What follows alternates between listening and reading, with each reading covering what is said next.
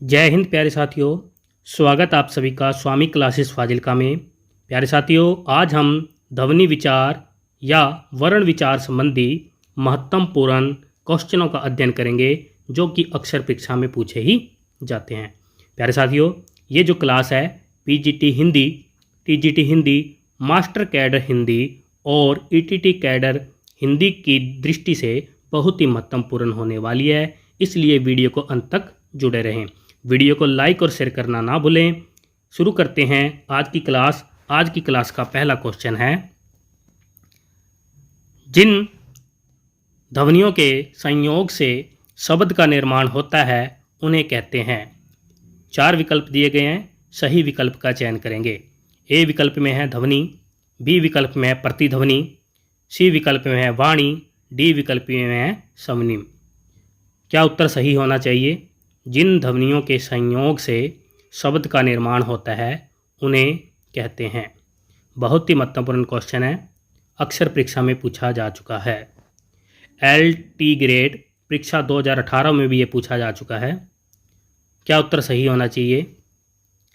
1 number question का उत्तर जो विद्यार्थी डी चुन रहे हैं बिल्कुल सही है, यानी कि स्वनिम जो है वह उत्तर सही है। जिन ध्वनियों के संयोग से शब्द का निर्माण होता है उन्हें स्वनिम कहते हैं। नेक्स्ट क्वेश्चन, 2 नंबर क्वेश्चन का उत्तर देंगे सभी विद्यार्थी। बहुत ही महत्वपूर्ण क्वेश्चन है, इनमें से कौन सी ध्वनि अवधी भाषा में नहीं है? 4 विकल्प दिए गए हैं, सही विकल्प का चयन करेंगे। ए विकल्प में है क, बी विकल्प में अण, सी विकल्प में न और डी विकल्प में म। बहुत ही महत्वपूर्ण क्वेश्चन है, 2 नंबर क्वेश्चन का उत्तर देंगे। 2 नंबर क्वेश्चन का उत्तर जो विद्यार्थी बी विकल्प चुन रहे हैं बिल्कुल सही है, यानी कि अवधी भाषा में ण ध्वनि नहीं होती है। इस क्वेश्चन देखते हैं 3 नंबर क्वेश्चन। 3 नंबर क्वेश्चन में हमसे क्या पूछा जा रहा है? प्रसन्नता शब्द में कौन सी ध्वनि है? 4 विकल्प दिए गए हैं, सही विकल्प का चयन करेंगे। ए विकल्प में संयुक्त ध्वनि, बी विकल्प में संप्रक्त ध्वनि, सी विकल्प में युग्मक ध्वनि, डी विकल्प में उपरोक्त में से कोई नहीं। 3 नंबर क्वेश्चन का उत्तर क्या सही होना चाहिए? प्रसन्नता शब्द में कौन सी ध्वनि है? 3 नंबर क्वेश्चन का उत्तर जो विद्यार्थी सी विकल्प चुन रहे हैं बिल्कुल सही है, यानी कि प्रसन्नता शब्द में युग्मक ध्वनि है। सभी विद्यार्थी याद कर लेंगे, जब एक ध्वनि का द्वित्व हो जाए तब वह युग्मक ध्वनि कहलाती है। नेक्स्ट क्वेश्चन देखते हैं, 4 नंबर क्वेश्चन। बहुत ही महत्वपूर्ण क्वेश्चन है, अक्सर परीक्षा में पूछा ही जाता है। स्वर ध्वनि के प्रकार हैं। ए विकल्प में है दीर्घ, बी विकल्प में है प्लुत, सी विकल्प में है ऋषभ, डी विकल्प में उपयुक्त तीनों। क्या उत्तर सही होना चाहिए? 4 नंबर क्वेश्चन का उत्तर देंगे सभी विद्यार्थी। 4 नंबर क्वेश्चन का उत्तर जो विद्यार्थी डी विकल्प चुन रहे हैं बिल्कुल सही है, यानी कि स्वर के ये तीनों प्रकार माने जाते हैं, दीर्घ स्वर, प्लुत स्वर, ऋषभ स्वर। प्यारे विद्यार्थियों, मैं आपको यहाँ पर बता देना चाहता हूँ, अगर हिंदी की दृष्टि से देखा जाए तो स्वर के 2 ही प्रकार होते हैं, दीर्घ और ऋषभ। प्लुत जो स्वर है संस्कृत भाषा में मिलते हैं, हिंदी में प्लुत स्वर नहीं होते हैं। सभी विद्यार्थी याद कर लेंगे, लेकिन इस क्वेश्चन की दृष्टि से देखा जाए तो यह तीनों विकल्प ही सही माने जाएंगे। नेक्स्ट क्वेश्चन देखेंगे, 5 नंबर क्वेश्चन। बहुत ही महत्वपूर्ण क्वेश्चन है, स्वर के उच्चारण में लगने वाले समय को कहते हैं, यानी कि स्वर के उच्चारण में लगने वाले समय को क्या कहते हैं? 4 विकल्प दिए गए हैं। ए विकल्प में मात्रा, बी विकल्प में अनुस्वार, सी विकल्प में ऋषभ, डी विकल्प में प्लुत। क्या उत्तर सही होना चाहिए? 5 नंबर क्वेश्चन का उत्तर जो विद्यार्थी ए विकल्प चुन रहे हैं बिल्कुल सही, यानी स्वर के उच्चारण में लगने वाले समय को मात्रा कहते हैं। नेक्स्ट क्वेश्चन देखते हैं, 6 नंबर क्वेश्चन। सही कथन चुनिए। 4 विकल्प दिए गए हैं, सही कथन का चुनाव करना है। 6 नंबर क्वेश्चन, क्या उत्तर सही होना चाहिए? ए विकल्प में है य और व ध्वनियाँ अर्ध स्वर कहलाती है। बी विकल्प में है व्यंजन का उच्चारण बिना स्वर की सहायता से हो सकता है। सी विकल्प में है हिंदी में व्यंजनों की संख्या 52 है। डी विकल्प में उपरोक्त सभी सही है। क्या उत्तर सही होना चाहिए?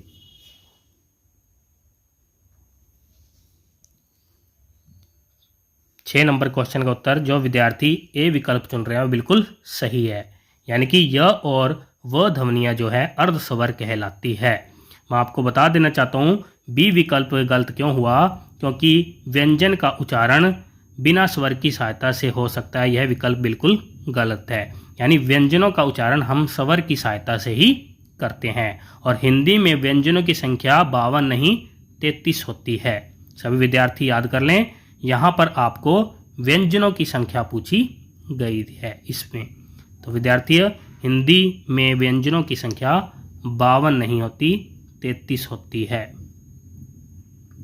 नेक्स्ट क्वेश्चन देखेंगे 7 नंबर क्वेश्चन। सभी विद्यार्थी उत्तर देंगे। इनमें से अंतस्थ वर्ण है, कौन सा वर्ण अंतस्थ है? ए विकल्प में है व, बी विकल्प में त, सी विकल्प में अ, डी विकल्प में औ। क्या उत्तर सही होना चाहिए? 7 नंबर क्वेश्चन का उत्तर क्या सही होना चाहिए? 7 नंबर क्वेश्चन का उत्तर जो विद्यार्थी ए विकल्प चुन रहे हैं बिल्कुल सही है, यानी कि अंतस्थ जो वर्ण है वो वह है। मैं आपको बता देना चाहता हूँ अंतस्थ वर्णों की संख्या 4 मानी गई है। य, र, ल और व। कौन कौन से होते हैं? य, र, ल और व। ये 4 वर्ण जो होते हैं अंतस्थ कहलाते हैं। नेक्स्ट क्वेश्चन देखते हैं। 8 नंबर क्वेश्चन का उत्तर देंगे सभी विद्यार्थी। इनमें से कौन सा वर्ण स्पर्श व्यंजन नहीं है? इनमें से कौन सा वर्ण स्पर्श व्यंजन नहीं है? 4 विकल्प दिए गए हैं, सही विकल्प का चयन करेंगे। ए विकल्प में है क, बी विकल्प में च, सी विकल्प में ट, डी विकल्प में य। सभी उत्तर देंगे। 8 नंबर क्वेश्चन का उत्तर क्या सही होना चाहिए? 8 नंबर क्वेश्चन का उत्तर जो विद्यार्थी डी विकल्प चुन रहे हैं बिल्कुल सही है। य जो व्यंजन है वह अंतस्थ व्यंजन कहलाता है। इसके साथ ही क, च और ट जो हैं यह स्पर्श व्यंजन कहलाते हैं। मैं आपको बता देना चाहता हूँ कि स्पर्श व्यंजन की संख्या 25 मानी गई है। नेक्स्ट क्वेश्चन 9 नंबर क्वेश्चन का उत्तर देंगे। कामता प्रसाद गुरु ने बहा प्रयत्न के अनुसार व्यंजनों के कितने भेद माने हैं? 4 विकल्प दिए गए हैं, सही विकल्प का चयन करेंगे। ए विकल्प में 3, बी विकल्प में 5, सी विकल्प में 4, डी विकल्प में है 2। 9 नंबर क्वेश्चन का उत्तर क्या सही होना चाहिए?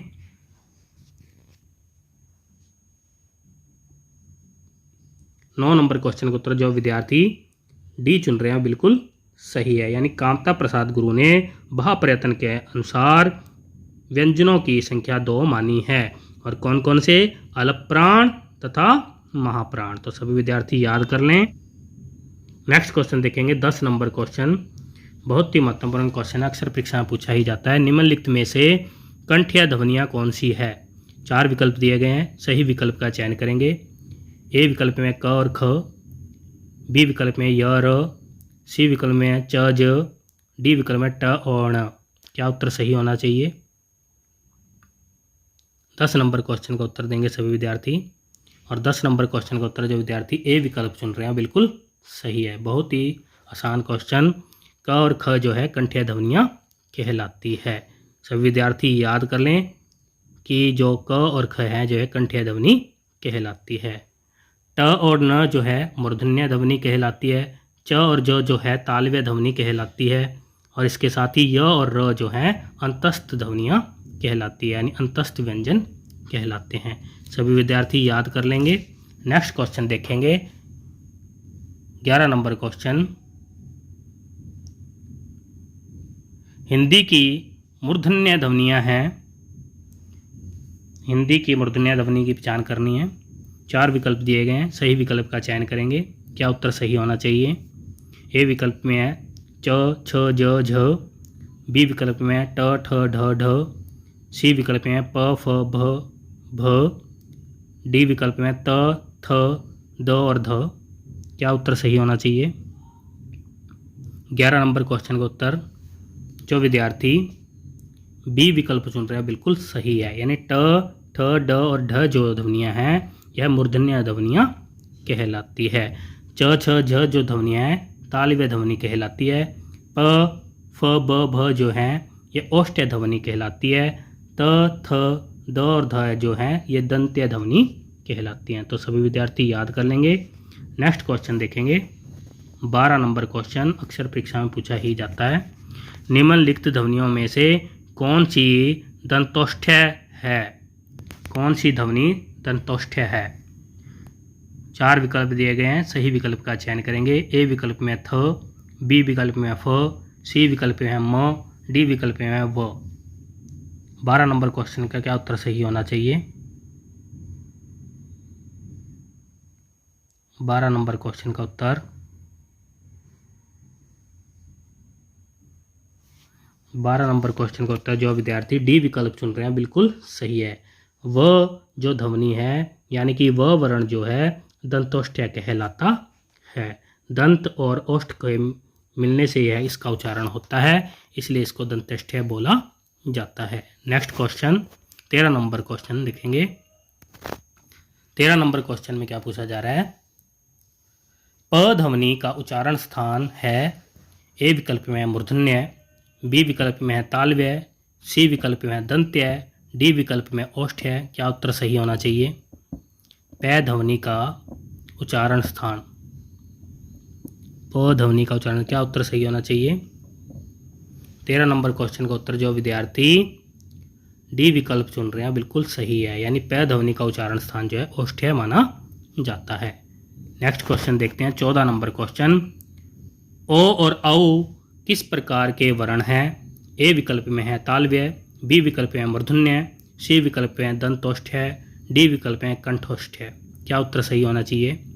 14 नंबर क्वेश्चन का उत्तर, क्या उत्तर सही होना चाहिए? 14 नंबर क्वेश्चन का उत्तर जो विद्यार्थी डी विकल्प चुन रहे हैं बिल्कुल सही है, यानी ओ और औ जो ध्वनि है कंठोष्ठ्य कहलाती है, यानी ये जो वर्ण है कंठ और ओष्ठ की मदद से बोले जाते हैं। तो सभी विद्यार्थी याद कर लेंगे। नेक्स्ट क्वेश्चन देखेंगे। 15 नंबर क्वेश्चन। हिंदी की स ध्वनि है ए विकल्प में है मूर्धन्य, बी विकल्प में तालव्य, सी विकल्प में दंत्य, डी विकल्प में ओष्ठ्य। क्या उत्तर सही होना चाहिए? हिंदी की श ध्वनि 15 नंबर क्वेश्चन का उत्तर जो विद्यार्थी बी विकल्प चुन रहे हैं बिल्कुल सही है, यानी स ध्वनि जो है तालव्य कहलाती है, यानी ये तालव्य से बोली जाती है। नेक्स्ट क्वेश्चन देखते हैं। 16 नंबर क्वेश्चन। ई स्वर के उच्चारण में जीभ का कौन सा भाग आवश्यक है? ए विकल्प में अग्रभाग, बी विकल्प में मध्य भाग, सी विकल्प में पश्चिम भाग, डी विकल्प में कोई नहीं। जीभ के आधार पर स्वर को 3 भागों में बांटा गया है, अग्रभाग, मध्य भाग, पश्चिम भाग में। और हमसे 16 नंबर क्वेश्चन में पूछा जा रहा है ई स्वर के उच्चारण में जीभ का कौन सा भाग आवश्यक है? 16 नंबर क्वेश्चन का क्या उत्तर सही होना चाहिए? 16 नंबर क्वेश्चन का उत्तर जो विद्यार्थी ए विकल्प चुन रहे हैं बिल्कुल सही है, यानी कि अग्रभाग का होना बहुत आवश्यक है, यानी कि ई जो स्वर है वह जीभ के अग्रभाग से बोला जाता है। नेक्स्ट क्वेश्चन 17 नंबर क्वेश्चन देखेंगे। इनमें से कौन सा पश्चय स्वर है? ए विकल्प में आ, बी विकल्प में ई, सी विकल्प में ई, डी विकल्प में है अ। क्या उत्तर सही होना चाहिए? जीभ के आधार पर स्वर को 3 भागों में बांटा गया है, अग्रस्वर, मध्य स्वर और पश्चय स्वर। 17 नंबर क्वेश्चन का उत्तर देंगे और पश्चय स्वर बताएंगे कौन सा है। 17 नंबर क्वेश्चन का उत्तर जो विद्यार्थी ए विकल्प को चुन रहे हैं बिल्कुल सही है, यानी कि आ जो स्वर है वह पश्चय स्वर कहलाता है। नेक्स्ट क्वेश्चन देखेंगे 18 नंबर क्वेश्चन, बहुत ही महत्वपूर्ण क्वेश्चन, अक्सर परीक्षा में पूछा ही जाता है। निम्नलिखित में से कौन सी व्यंजन ध्वनियाँ स्पर्श संघर्षी कहलाती है? 4 विकल्प दिए गए हैं, सही विकल्प का चयन करेंगे। ए विकल्प में है च, छ, ज और झ। बी विकल्प में है क, ख, ग, घ। सी विकल्प में है ट, ठ, ड, ढ। डी विकल्प में है प, फ, ब और भ। क्या उत्तर सही होना चाहिए? व्यंजन ध्वनियाँ स्पर्श संघर्षी कहलाती है। 18 नंबर क्वेश्चन का उत्तर, क्या उत्तर सही होना चाहिए? 18 नंबर क्वेश्चन का उत्तर जो विद्यार्थी ए विकल्प चुन रहे हैं बिल्कुल सही है। च, छ, ज और झ जो वर्ण है वह स्पर्श संघर्षी कहलाते हैं। सभी विद्यार्थी याद कर लेंगे कि स्पर्श संघर्षी अगर आपसे परीक्षा में पूछा जाए तो च वर्ग आता है। च, छ, झ, झ और ण। सभी विद्यार्थी याद कर लेंगे। नेक्स्ट क्वेश्चन देखेंगे 19 नंबर क्वेश्चन, अक्सर परीक्षा में पूछा ही जाता है। निम्नलिखित में से कौन सा वर्ण सघोष महाप्राण है? 4 नीचे विकल्प दिए गए हैं, सही विकल्प का चयन करेंगे। ए विकल्प में क, बी विकल्प में झ, सी विकल्प में ठ, डी विकल्प में प। 19 नंबर क्वेश्चन का क्या उत्तर सही होना चाहिए? 19 नंबर क्वेश्चन का उत्तर जो विद्यार्थी बी विकल्प चुन रहे हैं बिल्कुल सही है, यानी कि जो झ वर्ण है वह सघोष और महाप्राण होता है। क जो वर्ण है वह अल्पप्राण अघोष है। ठ जो वर्ण है वह महाप्राण अघोष है। प जो वर्ण है वह अल्पप्राण अघोष है। तो सभी विद्यार्थी याद कर लेंगे। जो 19 नंबर क्वेश्चन का सही उत्तर है बी विकल्प। नेक्स्ट क्वेश्चन देखेंगे 20 नंबर क्वेश्चन, इनमें से कौन सा युग्म अघोष ध्वनि है? अघोष ध्वनि है, सभी विद्यार्थी बताएंगे। 4 विकल्प दिए गए हैं। ए विकल्प में ग और घ, बी विकल्प में ड और ढ, सी विकल्प में प और फ, डी विकल्प में द और ध। क्या उत्तर सही होना चाहिए? अघोष ध्वनि को पहचानना है। 20 नंबर क्वेश्चन का उत्तर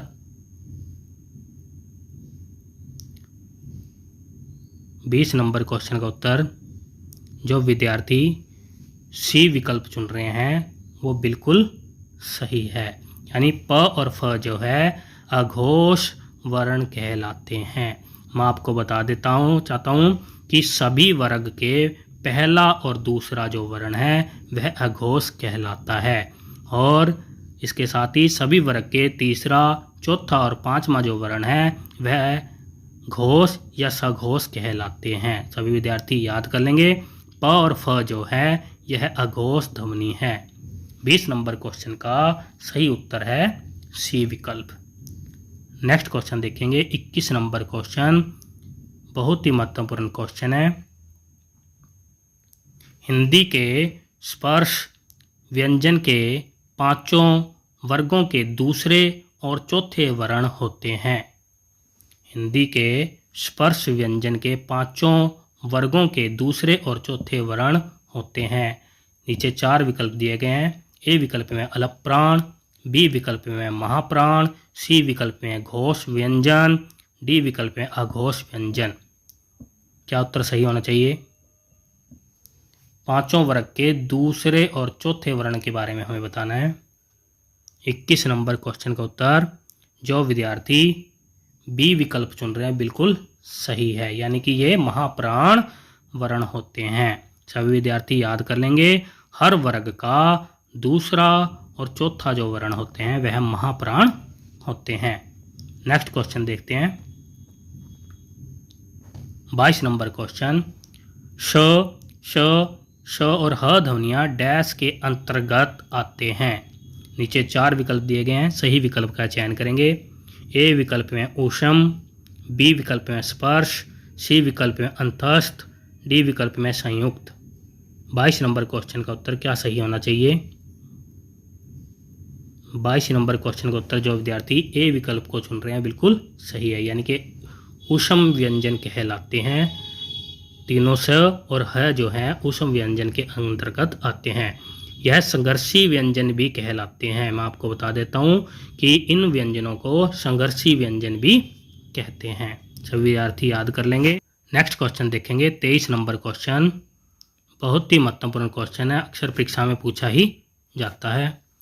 अनुनासिक व्यंजन कौन से होते हैं? 4 विकल्प दिए गए हैं, सही विकल्प का चयन करेंगे। ए विकल्प में है वर्ग का प्रथमाक्षर, बी विकल्प में है वर्ग का तृतीयाक्षर, सी विकल्प में है वर्ग का द्वितीयाक्षर, डी विकल्प में है वर्ग का पंचमा अक्षर। क्या सही होना चाहिए? अनुनासिक व्यंजनों के बारे में बताना है। 23 नंबर क्वेश्चन का उत्तर जो विद्यार्थी डी विकल्प को चुन रहे हैं वो बिल्कुल सही है। नेक्स्ट क्वेश्चन देखेंगे 24 नंबर क्वेश्चन, अक्सर परीक्षा में पूछा ही जाता। अयोगवाह कहा जाता है। 24 नंबर क्वेश्चन का उत्तर देंगे अयोगवाह कहा जाता है, यानी कि अयोगवाह किसे कहा जाता है? ए विकल्प में है विसर्ग को, बी विकल्प में है महाप्राण को, सी विकल्प में है संयुक्त व्यंजन को, डी विकल्प में अलप्राण को। 24 नंबर क्वेश्चन का उत्तर क्या सही होना चाहिए? 24 नंबर क्वेश्चन का उत्तर जो विद्यार्थी ए विकल्प को चुन रहे हैं बिल्कुल सही है, यानी कि अयोगवाह विसर्ग को कहते हैं। अयोगवाह के बारे में आपको बता देता हूँ कि अयोगवाह की संख्या 2 होती है, जिसमें अनुस्वार और विसर्ग को शामिल किया जाता है। तो सभी विद्यार्थी याद कर लेंगे, अनुस्वार और विसर्ग दोनों को अयोगवाह कहा जाता है। नेक्स्ट क्वेश्चन देखेंगे 25 नंबर क्वेश्चन, वर्णमाला किसे कहते हैं? ए विकल्प में है शब्द समूह को, बी विकल्प में है वर्णों के संकलन को, सी विकल्प में है शब्द गणना को, डी विकल्प में है वर्णों के व्यवस्थित समूह को। 25 नंबर क्वेश्चन का क्या उत्तर सही होना चाहिए? 25 नंबर क्वेश्चन का उत्तर जो विद्यार्थी डी विकल्प को चुन रहे हैं बिल्कुल सही है, यानी कि वर्णों के व्यवस्थित समूह को वर्णमाला कहते हैं। नेक्स्ट क्वेश्चन देखेंगे 26 नंबर क्वेश्चन, बहुत ही महत्वपूर्ण क्वेश्चन है, अक्सर परीक्षा में पूछा ही जाता है। हिंदी भाषा में कितने व्यंजन हैं? 4 विकल्प दिए गए हैं, सही विकल्प का चयन करेंगे। ए विकल्प में है 11, बी विकल्प में है 33, सी विकल्प में है 36, डी विकल्प में है 52। 26 नंबर क्वेश्चन का क्या उत्तर सही होना चाहिए?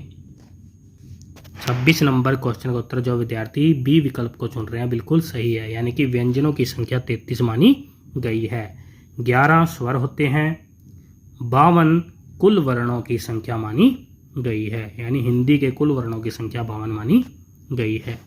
नेक्स्ट क्वेश्चन देखेंगे 27 नंबर क्वेश्चन। 27 नंबर क्वेश्चन में क्या पूछा गया है? व्यंजन और स्वर के संयुक्त रूप को क्या कहते हैं? ए विकल्प में है वर्ण, बी विकल्प में है ध्वनि, सी विकल्प में है अक्षर, डी विकल्प में है वाक्य। 27 नंबर क्वेश्चन का क्या उत्तर सही होना चाहिए? 27 नंबर क्वेश्चन का उत्तर जो विद्यार्थी सी विकल्प को चुन रहे हैं बिल्कुल सही है, यानी व्यंजन और स्वर के संयुक्त रूप को अक्षर कहते हैं। सभी विद्यार्थी याद कर लेंगे। नेक्स्ट क्वेश्चन देखेंगे 28 नंबर क्वेश्चन। 28 नंबर क्वेश्चन का उत्तर देंगे सभी विद्यार्थी, बहुत ही महत्वपूर्ण क्वेश्चन, अक्सर परीक्षा में पूछा ही जाता है। भाषा की सबसे छोटी इकाई कौन सी है? 4 विकल्प दिए गए हैं, सही विकल्प का चयन करेंगे। ए विकल्प में है शब्द, बी विकल्प में है व्यंजन, सी विकल्प में है स्वर, डी विकल्प में है वर्ण। क्या उत्तर सही होना चाहिए?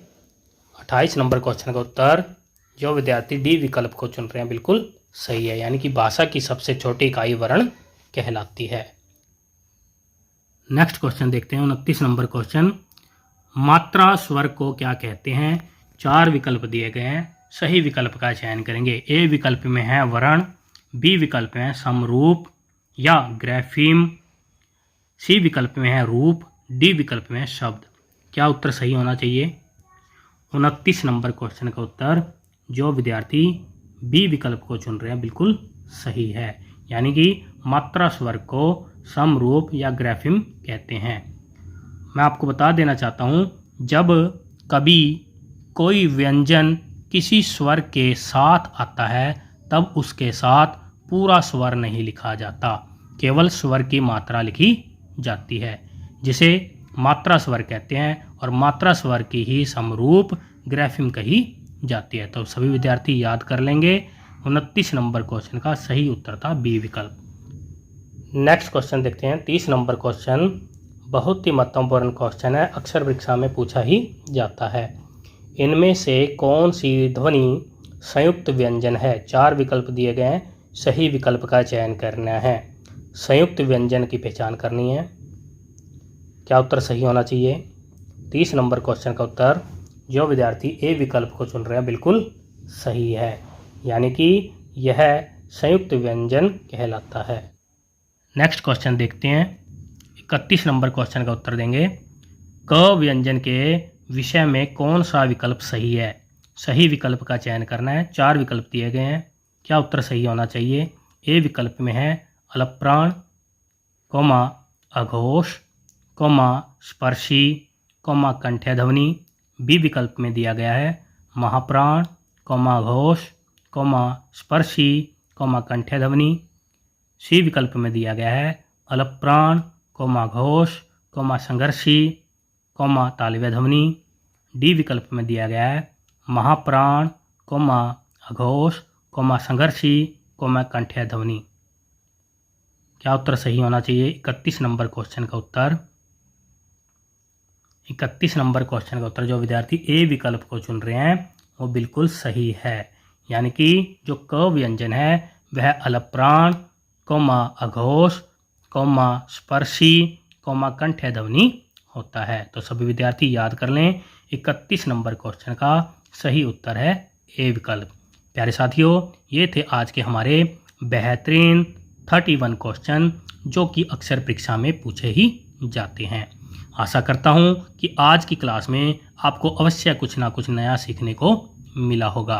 अगर आप हमारे YouTube चैनल पर नए हो तो चैनल को सब्सक्राइब करें, बेल आइकन को अवश्य दबाएं ताकि आप तक नई क्लास का नोटिफिकेशन पहुंच सके।